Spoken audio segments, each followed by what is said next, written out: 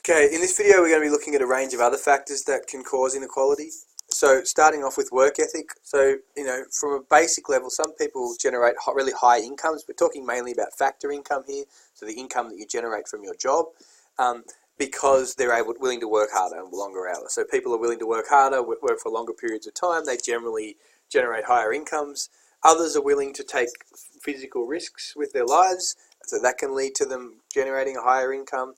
Or they can take financial risks, so they might be willing to invest in shares or to work in remote or harsh locations. So work ethic has a big impact on income and how unequal the distribution of income is as well.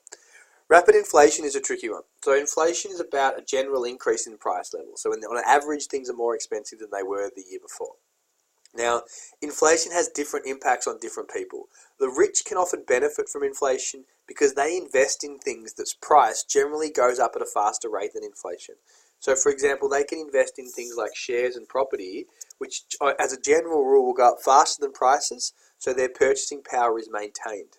So the rich generate more income from that wealth, they generate more rent, more interest, more dividends, whilst low-income earners are generally on what we call fixed incomes. And their incomes where they find it particularly difficult to increase their wage when inflation increases.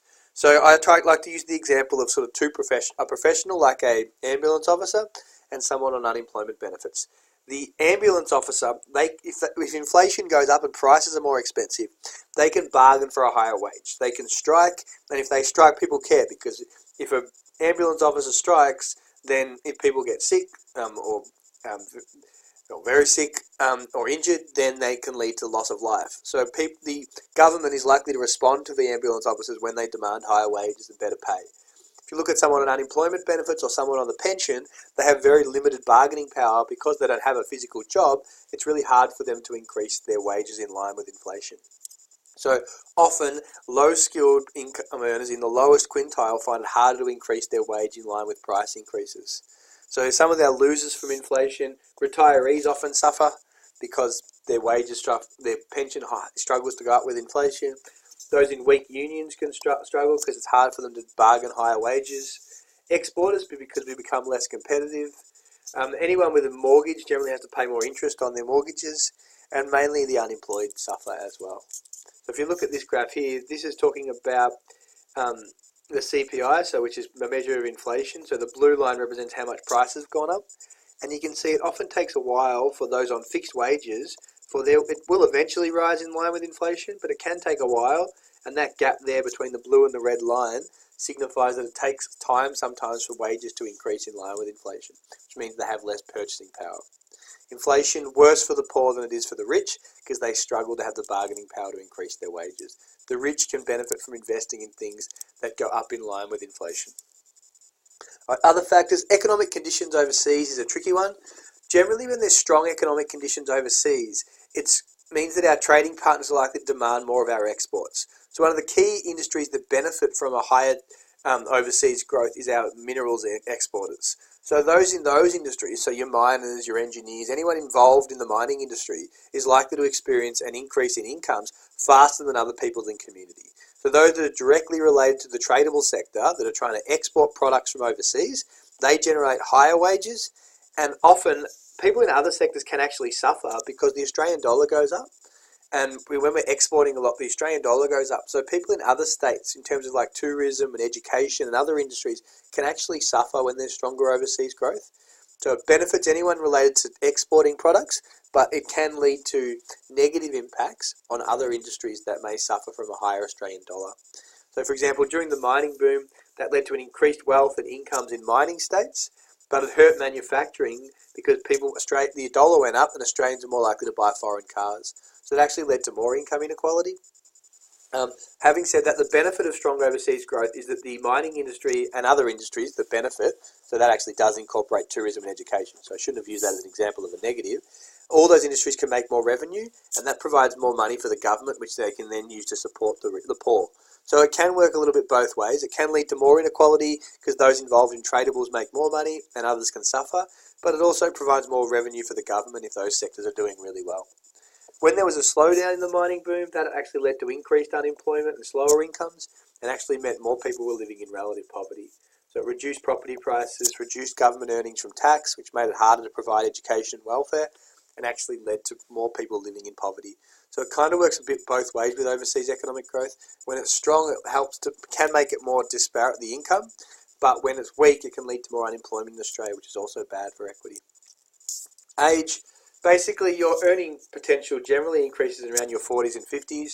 Young workers generally experience less income and find it harder. The youth unemployment rate's about double what it is. So the unemployment rate in Australia is around 5.5%, where the youth unemployment rate's at around 11%. So it's twice as hard to get a job if you're between 15 and 24 years of age, which means you're relying on transfer income and less likely to generate a high wage. And because you're less experienced, you're less likely to generate a high wage as well. It can also be hard for really old people that are living on the pension. They generally experience lower incomes, particularly if they don't have any savings of their own like superannuation. The income gap is likely to be higher amongst older and younger Australians. Low education levels, as I said to you, those who drop out of school earlier are more likely to live in poverty. So one of the big causes of income inequality is different access to education. Highly educated individuals with postgraduate qualifications are very unlikely to experience poverty, while those who live in year 8 or earlier, over half of them are living in poverty. So postgrads, 3% compared to those leaving before year 8 at 56%. We've got a big disparity in terms of the population that's in poverty.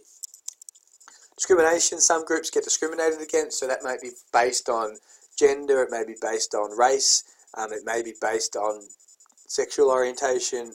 There's a range of things that in the past has probably been worse, but that's led to discrimination based on personal qualities that can lead to increased inequality because it's harder for some people to get a job. Other examples would include the disabled, people from non-English speaking backgrounds. Indigenous people often find it more difficult to get work as well. And then you can be discriminated against based on being young or old as well, because it's seen that you're less likely to have skills, or maybe that you're slowing down as well. So there's a range of ways in which people get discriminated against, which can also lead to inequality. Declining unionism. So in the past, a lot of people were involved in unions, and basically unions are set up to protect people's wages and conditions. So the teaching union, the ambulance union, they're all strong unions that try and protect workers' rights. Over the last 50 years, less and less people have been involved in unions. So in the 70s, it was really 50%. Now it's around 11%, which can mean there's less protection for some workers from exploitation in terms of wages and working conditions because they don't have a union to support them. So nearly 90% of workers in Australia no longer have that union to support their wages, which can lead to more inequality as well.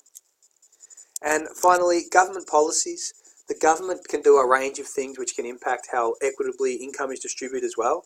So for example, when the government implement tariff cuts, and therefore you don't have to pay taxes on imports, that can lead to increased inequality because those that are trying to compete with imports often suffer and are likely to close down. So the car industry is a really good example there, where the lower import tariffs mean that it's cheaper to buy imports, the car industry closes down, and you've got more people living below the poverty line in those industries. So it can lead to structural unemployment, which is bad for poverty when we sign free trade agreements and have tariff cuts and things like that. It can be good for some industries because we export more, but there's also generally more people that are unemployed in particular sectors. The government's adoption of the user pay principles, so that they're more and more trying to get people to pay for their own education, transport, health, and that adds to the cost of living for families and can often increase income inequality because they have less money left over after they pay for all those products, particularly low-income earners. And finally, deregulation of the labour market. The idea of that is to remove government intervention, so you're getting rid of things like unfair dismissal laws, you're getting rid of things like the government setting pay and conditions and safety net wages and things like that. So, and therefore they're trying to get the employee and employer to bargain their conditions and their wage. And the issue is that sometimes workers can be exploited that have very limited bargaining power. Can often lead to more unemployment because it's easy to sack workers as well, and that can all lead to increased inequality. Other government policies like increasing GST and proportional taxes we'll talk about more later on. Thank you.